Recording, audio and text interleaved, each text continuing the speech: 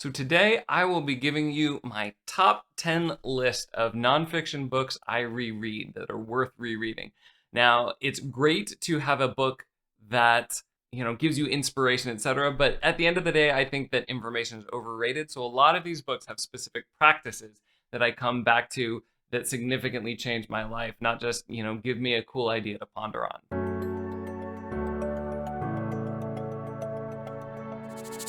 Without further ado, I am Alec from Easier Habits. I coach overthinking entrepreneurs and how to turn anxiety and overwhelm into unstoppable execution. So one big thing I help people with as a coach is productivity. It is a meta skill that most people are struggling with on some level, whether that is getting focused so you can work more or whether that's working better. And one of the top books for productivity, or at least one of the first books on my list that I started rereading a lot, is Csikszentmihalyi's Flow. And he is a scientist that talks about the optimum experience, and that sounds kind of nebulous, but it's basically about how to be in the zone. And there are a lot of great principles, one of which I use the most often, which is to be in the zone, you have to have the right level of challenge, not too hard and not too easy, right? And so that is one of the main things that people very often do wrong. If they're starting a new business or doing something new and difficult, often they are making it too hard on themselves. They need to break it down into smaller and easier pieces. For example, I do that a lot as a coach, but there are a number of other things, including having special designated spaces or rituals or clothing to get you into the zone, of course, lack of interruptions, etc. But it is not as much a step-by-step, here's how to do what, but so it's one of the more conceptual books on this list. But the idea of structuring your deep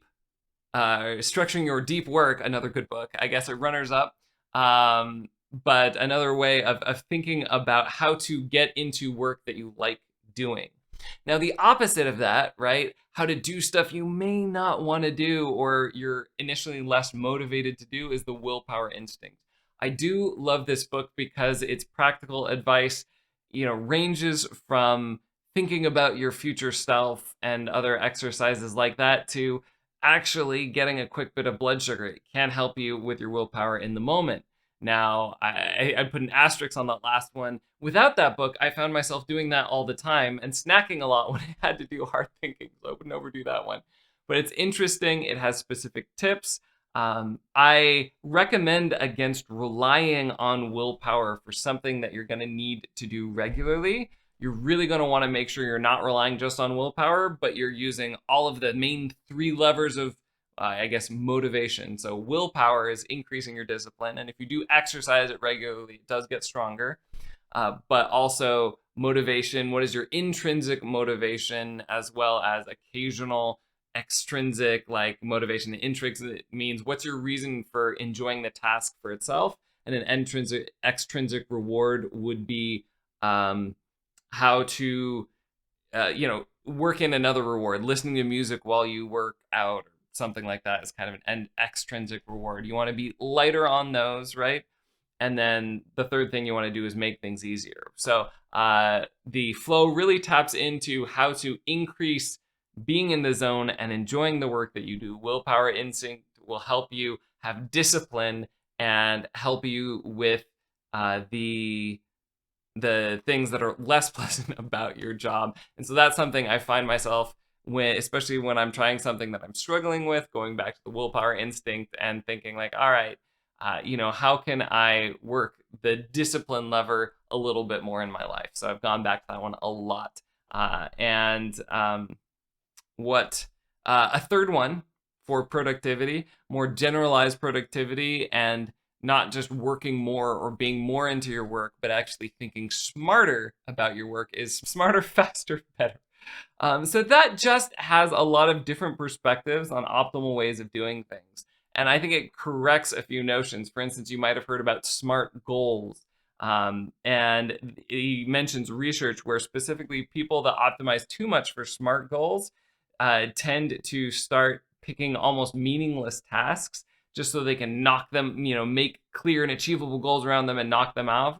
And they kind of lose their longer term vision. So he talks, for example, about how you should have both a stretch goal, i.e. like a long-term vision that you're rooting for, and then breaking that down into, smarter goals and milestones along the way as a more effective way of doing things. Or another thing that I found really interesting from that book is that a lot of people who do really well in, have really good judgment in an area, one of the things they do differently than people who have poor judgment is they will consider a range of outcomes. So like not only best case and worst case, but like range of outcomes in between. Whereas a lot of people will focus only on one.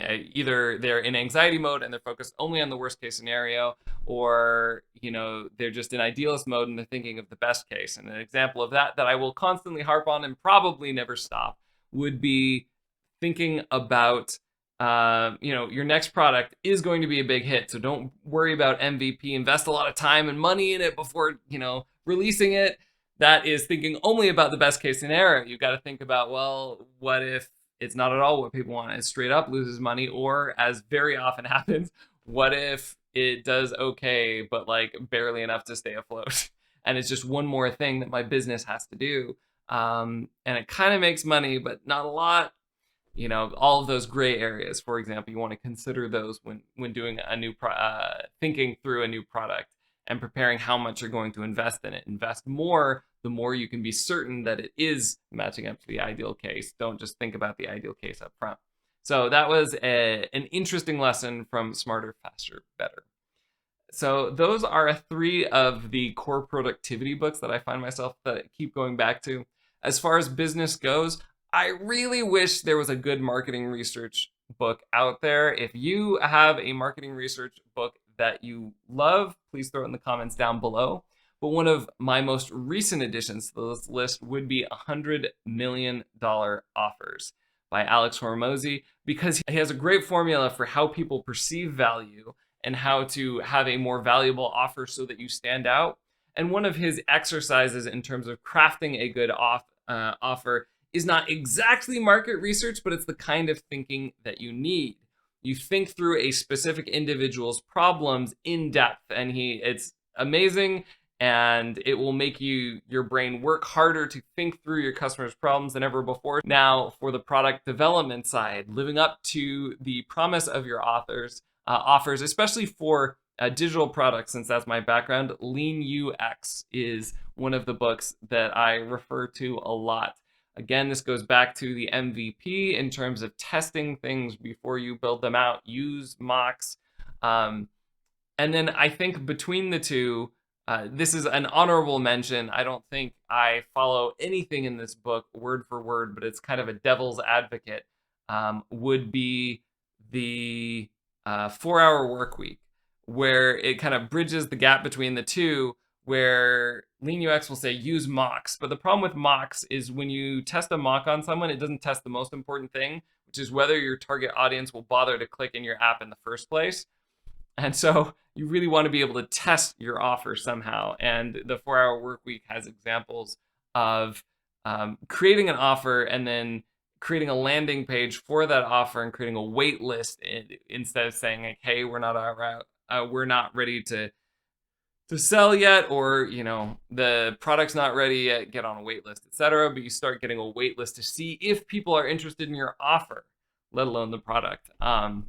So those are kind of 3 books that can help you through it. And another thing people struggle a lot with, and I work on, is marketing. And so the best marketing book I have found is Build Your Story Brand. That one focuses on marketing as the hero's journey, but it has a lot of very practical advice in terms of what your headlines for a website, for example, or other bit of marketing material should be like. So, and how to position yourself not as the hero of the story, but as the guide. So also as someone who likes stories, I related to that deeply. Now you might wonder why I don't have a sales book. There is an interesting sales book I'm reading just now, but it's a little bit early to say that, selling like crazy. But I also buy into Alex Hormozi's philosophy with $100 million offers that you only need to get really good at selling if your offer looks the same as everyone else's. If your offer is clearly better, then you don't need to work as hard at selling it. And that's why I would probably lean on $100 million offers versus another sales book. I think you'll get more bang for your buck by doing that, by crafting a really good offer than by mastering your sales technique. As long as you are committed to producing something of quality and you believe in what it is you're selling, you will probably be a decent salesperson to get across a good offer, and the rest is just practice. So those are some of the business books. All right, Lean UX, $100 million offers, build your story brand that I recommend. And all of these are down below for the list of my top 10. I know it might get a little confusing because I'm throwing in some honorable mentions there. But communication, there's really one book that I keep going back to, and that is Never Split the Difference. One, it's just fun because it comes from someone who did hostage negotiation for the FBI, so it's one of the best negotiation books. But while he focuses on tactics, which I love about it, it's one of the most immediately applicable communication books that I have seen, because unlike a lot of communication professors, he has had to train other FBI agents in exactly how to do this under stress. And so he's not just telling you about the principles, but the principles behind that book are pretty solid. If you actually look at the tactics he's telling you, some of them almost seem straight out of Stephen Covey in terms of like seek first to understand, then to be understood, for example.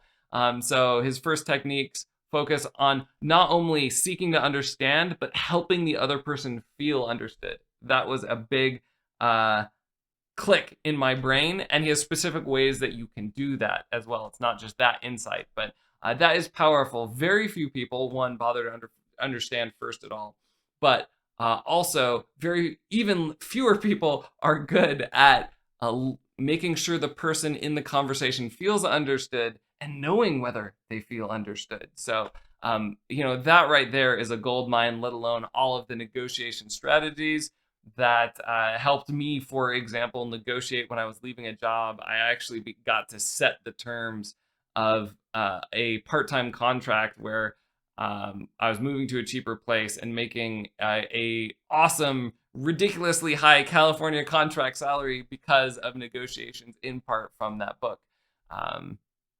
And so that is a great book. Now, another bit of communication I use all the time is nonviolent communication, and I probably should find a book on that so I can recommend it to other people, but that's just not how I learned it. I actually learned that in crisis counseling training, and I use that quite a bit. My biggest viewed video is a reflective listening exercise, which is actually uses some of the things in Never Split the Difference, but also in nonviolent communication. So there's actually another book I like, an honorable mention, a runner-up, that takes a pot shot at Chris Voss's Never Split the Difference. It influences your superpower, and she feels like the way Chris Voss frames negotiation is aggressive, and he kind of talks about it in that way, a little bit in the tough guy FBI hostage negotiator way. Like, you can see he leans on that persona a little bit, and his reader, the style of his reader, if you listen to it on Audible, really, he's got a great voice. It really does sound a little tough guy. But again, if you look at the tactics, it has things like reflective listening. It just doesn't call it that. And so it really encapsulates. You get a lot. You get a lot of bang for your buck in terms of understanding the people around you, but also being able to negotiate in a non-douchey way, in a win-win way, to use another 7 habits of highly effective people. There you go. And that actually might be another runner-up in this list. When I was younger, I probably did reread that, but it's mostly principles and less techniques. And so once you've read it a few times, my kids apparently are learning it in school, which, is good. I'm glad their school is helping them develop their character. But in terms of like specific techniques to practice, not so much. And so while it says, seek first to understand, then to be understood, Never Split the Difference is actually the implementation of that, as well as think win-win. So generally the books I go back to are more specific to that. Now, mental health is another category I think a lot about. And for me, um, I mean, to be honest, the books I reread the most are the scriptures, including the Holy Bible and the Book of Mormon, which is a Mormon set of scriptures. And so that's a lot of my spiritual well-being that I go back to on a daily basis. So those are the most reread books. But you don't come to me for spiritual advice. So in terms of secular advice, a lot of what I reread for mental health tends to be very meditation focused. Some of it, I'll admit, is a little out there, a little woo. There's a story behind the first book, actually, that I'll recommend: 8-Minute Meditation. And there's actually a story behind this. I got my first full-time job by a boss who really wanted someone senior, and he gave me terrible feedback, which was like, don't work in the business, work on the business. He loved those platitudes, but essentially he made me feel constantly inadequate because he was expecting me to like come up with new business ideas as though I were a product manager, not a junior first full-time job web developer, right? And so that was the only boss I haven't gotten along with, and the only one that wasn't happy with how I worked as a developer. And then I was a lot smarter about being able to understand what people wanted from a job and delivering that. Um, but although he was a terrible, terrible manager and it felt condescending, he was the reason I was stressed out. Because I would work extra hours to get more done. I would be able to prove him that I'm making the company money, but like I wasn't having the strategic impact he wanted on the company. It was never enough. And I don't even know what was going on ahead. It just got really frustrating. He could tell I was frustrated. Again, I was very junior. So he gave me a book, 8-Minute Meditation. Maybe he gave it to everybody, or maybe he was just like, you looked really stressed, you could use it. But I am a curious person, so I did eventually crack open that book and try that out. And that was my real beginning into meditation, because what it did is it gave you a lot of different meditations to try out. So, I mean, obviously, a common one you start with is breathing and just focusing on your breath. But then there's others focusing on sound. There's others about labeling thoughts. There's other, I think, I got this from that book, where you think about your mind as a movie screen and just watch it, and whenever like something pops on the screen, just change the channel and like let those thoughts come in and out. That was a very interesting one. So like meditation can be a lot of different things. There's a body check-in. And so I realized there's a big breadth that meditation could be. And also that was where I developed a healthy, positive mental attitude around meditation. Meditation is not about feeling zen. Meditation is the practice of letting go of your thoughts. And the more thoughts you have, it might not be as much of a zen experience, but you're getting even more practice letting them go. So that is a healthy mindset that I think undergirds any good meditation practice. So that said, the other books that I go back to are in a meditation-esque space. One is Radical Compassion by Tara Brach, and that is really how to be kind to yourself. And there's a practice of rain that can be a very meditative practice. It doesn't necessarily have to be. It's like a reflective practice, I would say, more than like a hardcore meditation. You could do it while journaling, would be a great thing to do. You could talk aloud to yourself, etc. So it doesn't have to be typical meditation, but especially for overthinkers who are very self-critical, this helps you figure out how to correct that self-talk and be less critical of yourself, being more compassionate to yourself. And if you practice being more compassionate to yourself, you actually free up a lot of space to be more compassionate to other people. And it talks about that as well. So that is a great one, both for lowering stress and anxiety personally, as well as for relationships. It's kind of meditation based, but it's not it is a practice that is not necessarily your typical meditation. And then another book that I have to admit I'm going to be as surprised as anyone that I'm recommending, because it's the most woo-woo book out there, is Becoming Supernatural. And so this one is by someone, name escapes me at the moment. I should have looked that up. which was it's he's someone who has written about the placebo effect and was interested in the power of the mind to reshape your health, and stayed very narrowly within the confines of science. And then he was like, fine, like science hasn't caught up to where I want to go, so I'm really going to go out there, becoming supernatural. And so there's a lot of stuff in there, including weird visions that this person has had, that may seem a lot out there, but I will make a case for it as a very concrete and powerful series of practices to try out, which essentially it is. Although he talks about some outside stuff, there are all sorts of what I would call, I guess, meditative-ish processes. There is a breathing exercise, which is very interesting. I think it comes from some kind of classic yoga, which is supposed to reset. He talks about it basically helping the spinal fluid in your spine circulate. I'm not sure how much I believe that, but breathing exercises are powerful. It's a good thing to try out.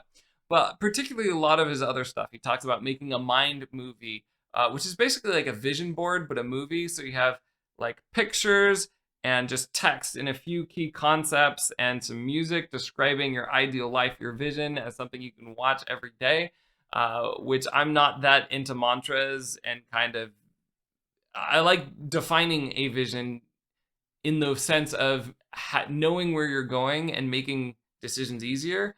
But this is the closest thing I've had to like a self-motivated pump up routine. And I go in and out of using a mind movie, but I still use one that I've made. I've used them off and on over the last couple of years. But he also has walking meditations where you try and inhabit the body of the person that you are, like, you want to be. He has meditations about like feeling joy in your body. I thought that was interesting. This is one I'd never done before. So like you go to the traditional 7 chakras or whatever in yoga practice or whatever.